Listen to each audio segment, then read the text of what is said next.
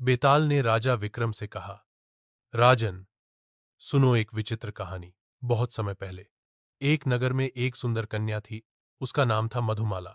वह इतनी सुंदर और गुणवान थी कि 3 ब्राह्मण युवक उससे विवाह करना चाहते थे।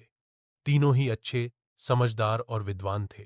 मधुमाला भी उलझन में थी कि किससे विवाह करे। लेकिन तभी एक दिन मधुमाला की अचानक मृत्यु हो गई।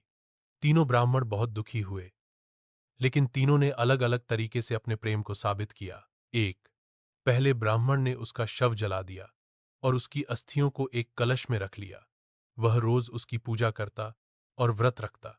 दो, दूसरा ब्राह्मण जंगल में चला गया और एक तांत्रिक ग्रंथ से मंत्र सीखने लगा जिससे मृत व्यक्ति को जीवित किया जा सके।